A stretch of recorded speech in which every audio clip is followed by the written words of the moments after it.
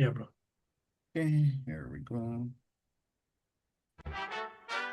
Wake up early, coffee in my hand, watching futures move across the land. All right, ladies and gentlemen, today's going to be a special one. It's our first in our series, Interview the Traders series. Today, we got our community member, Aman, in the hot seat today. Just kidding. It's not a hot seat today. It is indeed a hot seat. So we're just going to be having a little chit chat and going through, various trader questions to get an insight on how his journey's been, where he thinks that he will be in the future, and how trading is changing his life. So, without further ado, we've got our brother,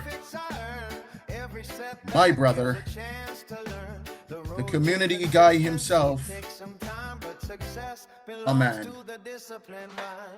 Welcome to the Trader Desk Interview the Trader. How are you, brother?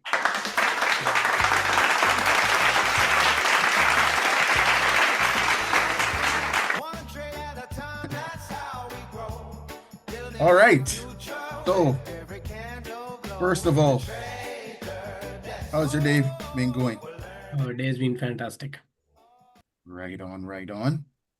Why has it been fantastic, man? One, I was at live, so maybe we're still live though, but the prime time we were live, so printed some money, of course. Um, Not just on the options, but also on the futures. You said where I just heard the statement you said, where do you think I will be in the future? I was like, oh, it was kind of funny because in future it was today, 384. That's like $4,300.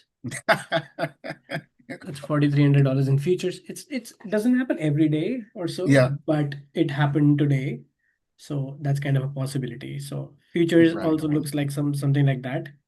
And so yeah, it was live. The market was playing in a certain way, and we caught that, and we Mhm. aligned ourselves to it. So it gave us the gift, being disciplined. Where the losses were supposed to be taken, we took some losses because we got early into some trades, and then Mhm. it was like when the stop loss hit, we took out.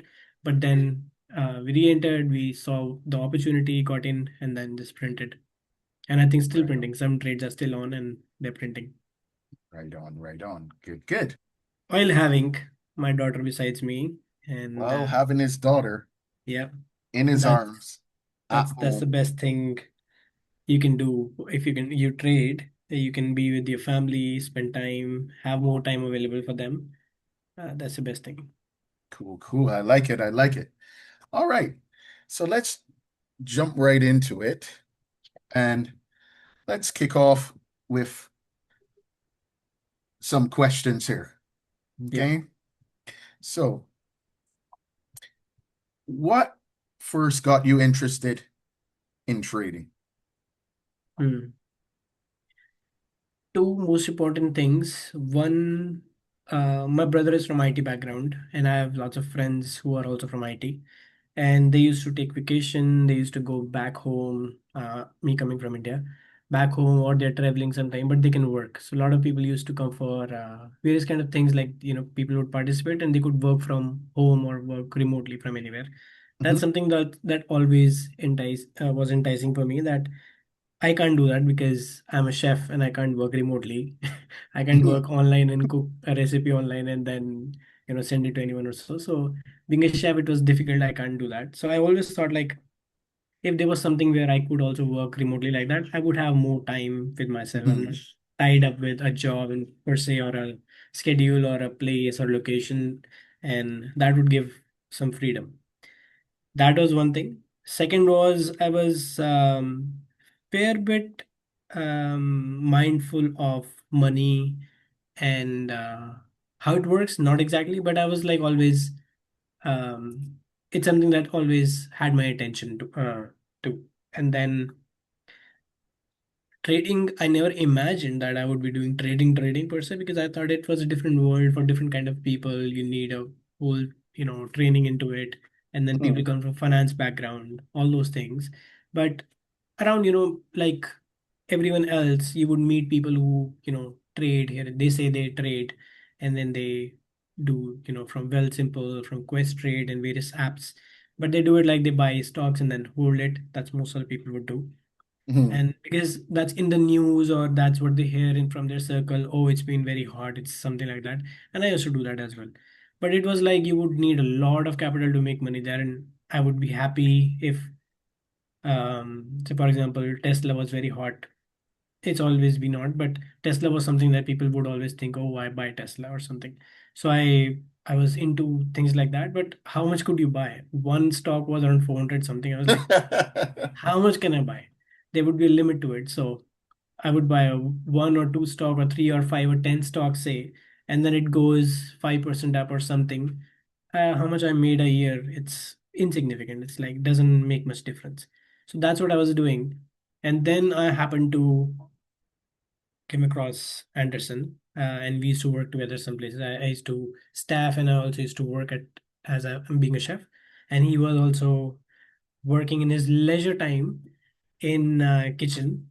Um, and then that's where I met him, and I saw him trading, doing things, and chatting about these things. And people used to speak about this with him very often. And sometimes he would be on phone, and I was wondering, like many people who would trade, I thought he also trades like that. He has some knowledge, and he must be trading like many people do, like Quest trade and all that.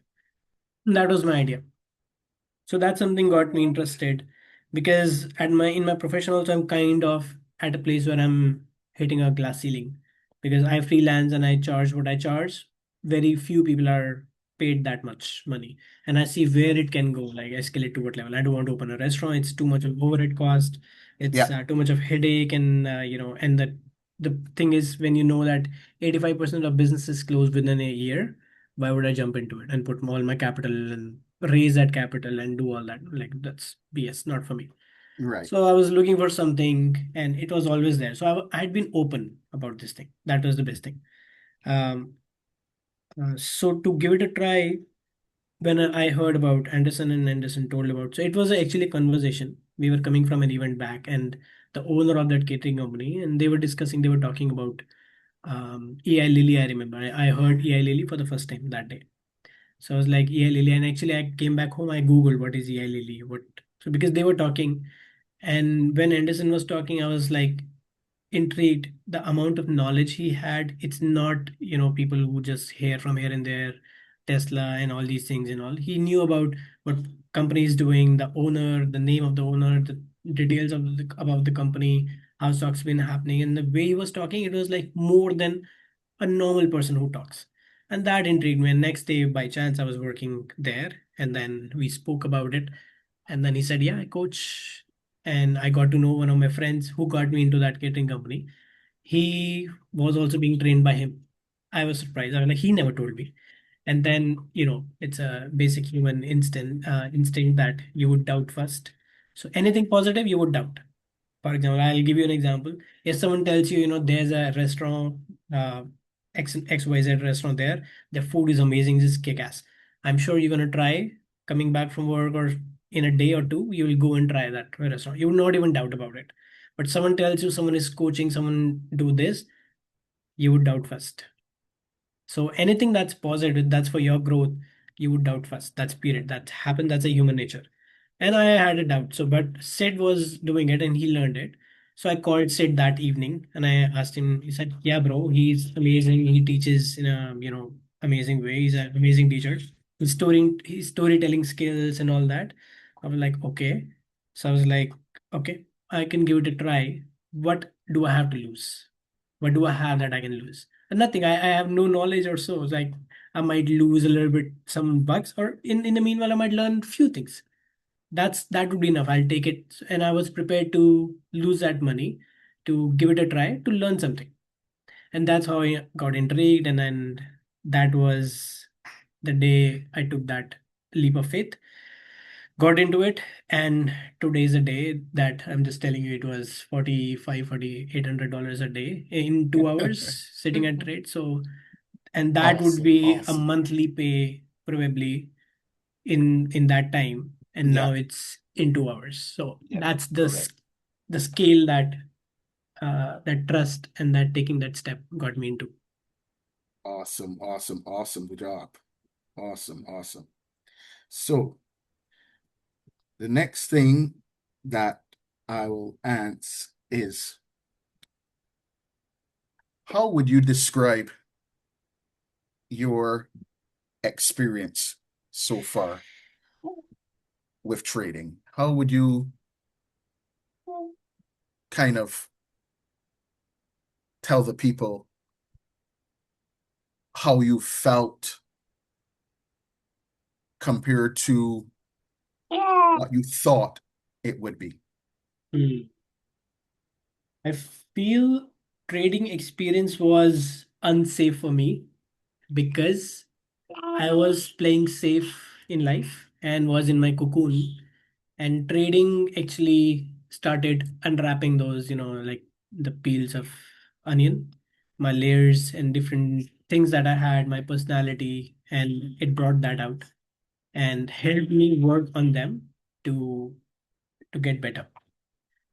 So it was a whole learning curve for me, not just a skill set that learning trade, learning levels, learning charts, and technical analysis. That's one side of it. But it was more of psychology, more of personality, more of personality build up, and uh, working on that, because that's the key, because your action, your decision would be not just technical but also the emotion that plays into it. So it was very much emotionally regulating for me.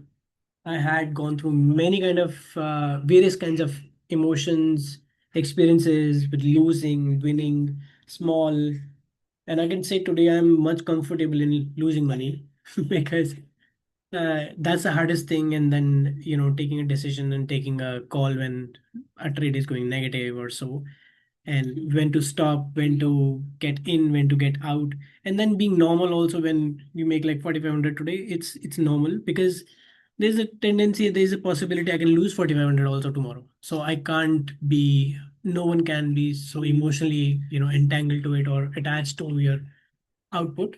It's okay to celebrate, but I've learned to be more balanced. I can say that I do not, you know, get carried away with my emotion and be more emotionally regulated. That's something that was the biggest change, and the journey, I would say, uh, happened to help me with, because it doesn't just help with the trading but also help with my day-to-day life with kids and all. It's like I tell you, if otherwise, if she would be in my lab and I was trading in on the first week, or in the first few months, I would be frustrated. I would be like, no, no, I would shout and ask someone to take her out into other room or so. I would not be able to.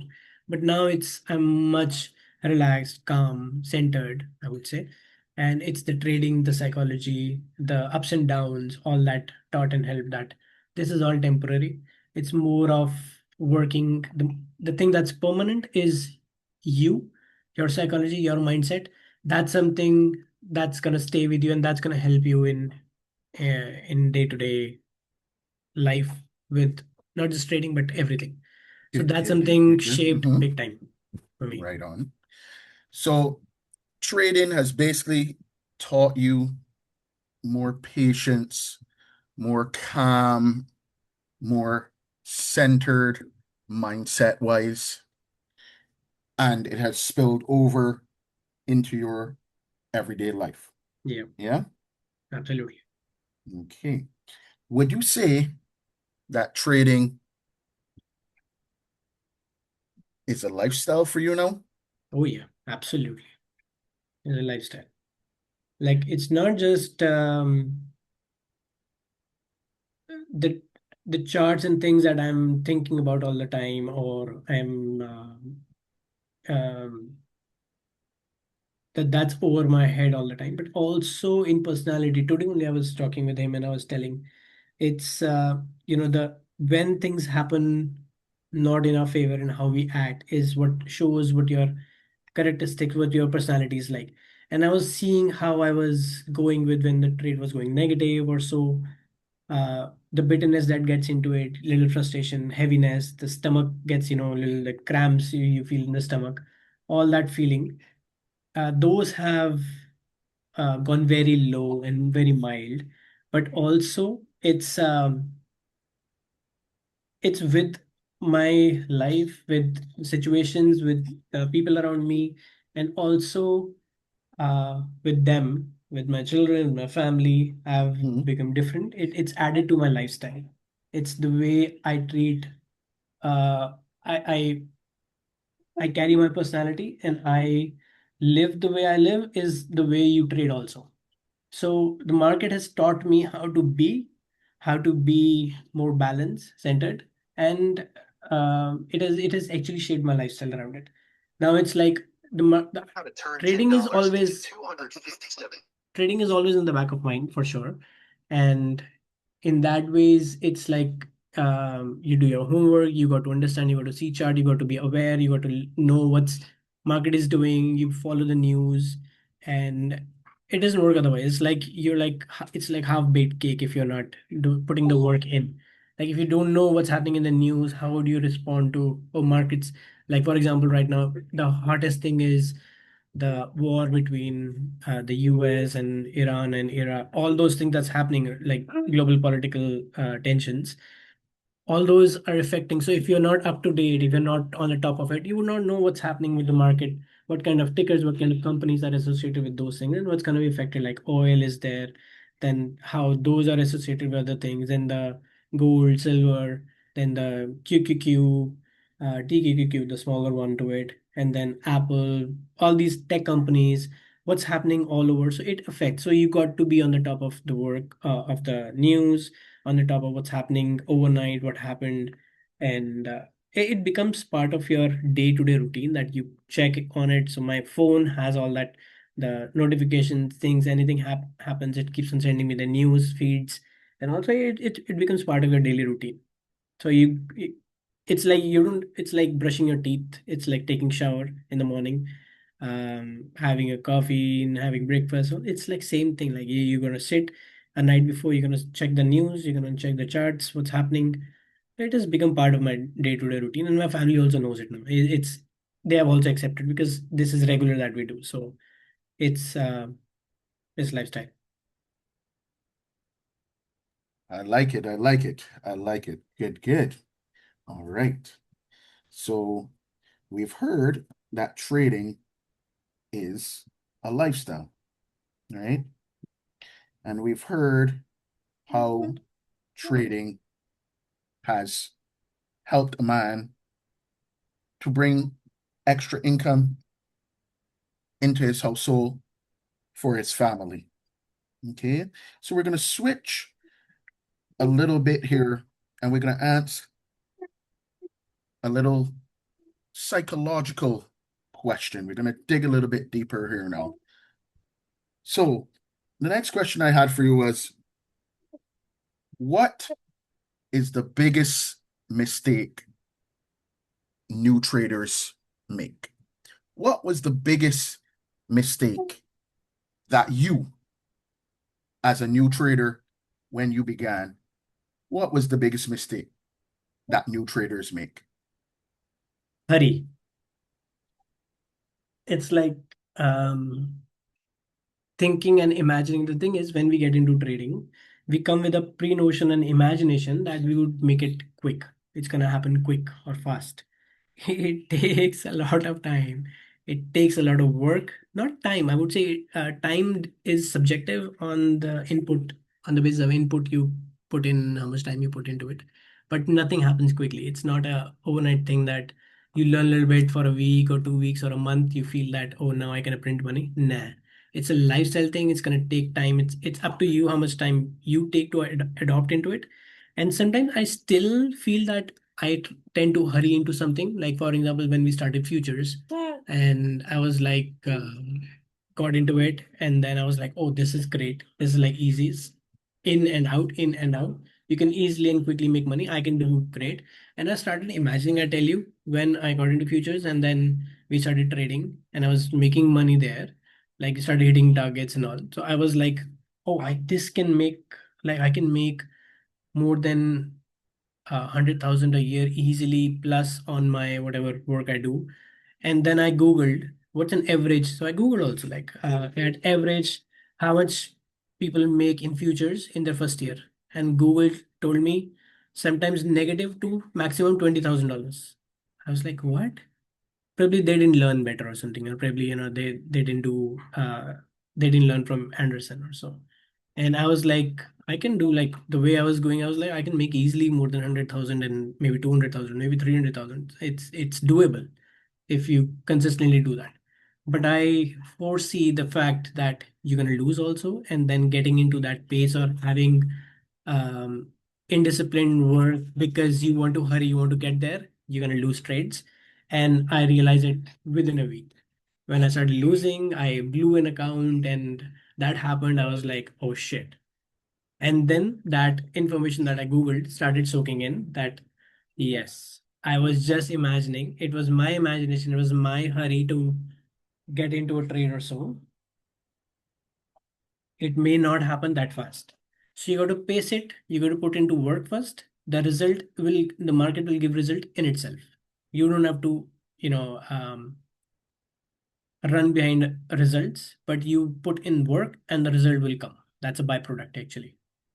So Yeah, that's the exactly. biggest mistake I did, to hurry and thinking that, oh, I'm gonna make money quick. There's no quick way. The faster you think you're gonna make money, the faster you're gonna lose money actually. Yep. So you would say that people that want to rush this process and think that this is easy, or they think that they should have this nailed down and be printing money, and they should show up in a month from when they learned their first support resistance. They think that that thinking is wrong. Is that what you're saying? Yes, I would say it's absolutely it's gonna take you into a pit in no time, because that's something not sustainable. You got to think the trading has to be sustainable. It needs to come emotional as it needs to come. Without that eagerness, without that, the butterflies in the stomach or so. And slowly you build your appetite for losses also. This the sooner you have some losses, it will be small losses. So that's why it's better you start with small. Do not try to hit big and try to do, crazy things to blow up everything and then have nothing left to even relearn or to reapply what you learned. So don't do that stupid mistake. Go small and easy. And I realized that, when we were doing initially, when we started, Anderson told that we're gonna go safe. We're gonna do very small like targets. The contracts that we would get into, it was way smaller, so that if we lose, we are able to absorb it, able to you know be okay with losing say $20, $30. Because $20, $30 is also, if you consider it's an hour of work, it's a lot of time also that you put into work. And if you're okay losing that, then you can, and if you're comfortable doing that, that's when you scale up and then you go up. You don't want to get straight away to $200,000, $500 in loss, and then, because then you're gonna blow your account in no time. So you got to go step by step, take it slow, and then learn with the pace. You got to grow with knowledge and wisdom slowly.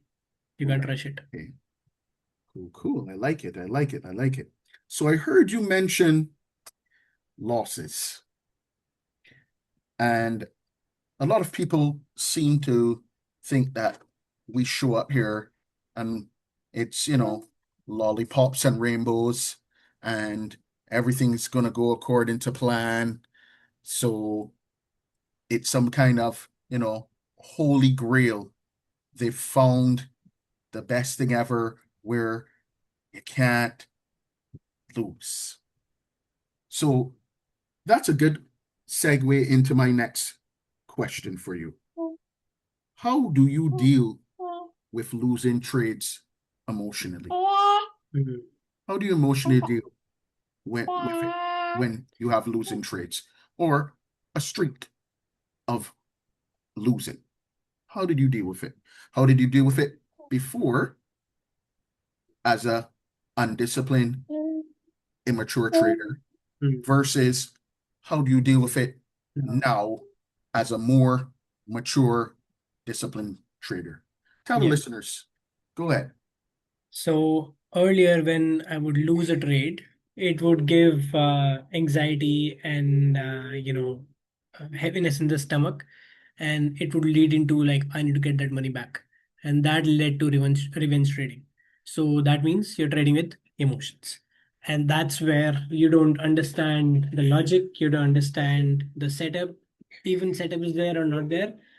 Your thought process is run by I need to get that money back. So when that happens, you get into a trade which is not even set up, which is not even ready to get in, or it's absolutely not in that moment favorable to get into. But you would get into it just to get that money back, and you lose even more, and it gets worse. And that stomach heaviness that was there gets a little more heavier. So that used to happen. And or I would get frustrated or something. I would get up and then I will look into, I will like, I need to get from somewhere else and let's see, and do stupid things. Basically, instead of logic and emotionless trading, it would get into emotional trading. And that's where you lose because the market, it punishes your emotions. It doesn't follow what you feel or so, but it follows the system, it follows technical analysis, it follows the logic that's happening in the market rather than your emotion or so. So and market is not against you or so, it just gives you as per your emotion how you're trading, what's happening with your emotion. It's going to give you result as per that. So that's what used to happen. Or sometimes I realize I would get a little bitter in my speech with my family, or it would come out in different ways, which I'm glad the very first day when we had our so before we start a session, Anderson we would go through a video and we would go through the affirmation. In that, it was like he made me write also, you would not hurt or do anything to your family or so. That synced in actually very early. And I know this is very temporary, these things are, and I'm learning. So I started taking it, stepping back at that moment, that if it didn't go my way or I overscaled or something happened, I would not touch my mouse at that time or keyboard. I would sit and see why this happened. Why did I lose? What did I do that it made me so uncomfortable? Your losses should make you be. You should be comfortable when you're even losing. Like if you planned, it becomes uncomfortable when you didn't plan for it. So when we get into a trade, we plan that this is the maximum loss I'm gonna trade, uh, gonna take. So if for example, if any trade it goes to negative $50 and you plan for it, it will not give you any anxiety or something. But if you didn't plan for it and it goes to negative 50, 60, then you're gonna start having that feeling. So if you planned it, then you would not have any of those emotion and you will be like normal and you'll keep trading. That's what I was lacking because I would say that yes, I'm ready, I'm okay to lose 50, but I was not ready. And when that happened, it would give that anxiety and that spoils next two, three trades. That's what you don't want to do. So you got to either step back. First, before you get into trade, you should be ready with how much you're ready to lose, actually accept and ready to lose, and then you get into a trade. And when it hits your stop loss, when it hits your negative level, just get out of the trade period. That's it. That's what, as per the technical analysis, you did. If you didn't get out and you feel that, oh, I hope it's gonna recover, it's gonna reverse or something. See, hope is not a strategy. I learned recently again, hope is not a strategy, it's your mind is playing with you. So emotion, again, emotion, you don't want the emotion to run over you, so you got to run over your emotion. And that's when you exit and you just relax, and then you see when the setup is ready, that trade is done, it's done, period. It goes into past. It's not, you don't want to affect your present trade with the past, so you got to just move on. So that's something I started practicing and started understanding what went wrong. what didn't I do right in that period, or did I overscale? Did I go too much of contracts or something, or like the strike price that I chose was too high, was too expensive, so I need to choose. So I got to be mindful. You got to learn from your mistakes, otherwise you're going to keep on repeating the same mistakes. Otherwise, no point making mistakes. So you got to learn so you get better. Do not repeat those mistakes again, and then get better. Sometimes it takes a little while. It's okay, but you got to just follow the discipline, have the trade planned, and before you get into any trade, period, you got to know your stop loss, you got to know your profit target, and you just got to follow that. That's it. I like it. I like it. I like it. Right on. Okay. We're going to take a quick little 5-minute break here, grab a refreshment, and we'll come back with part 2 of our series interview with the trader. So we'll take a quick break here and we'll come right back.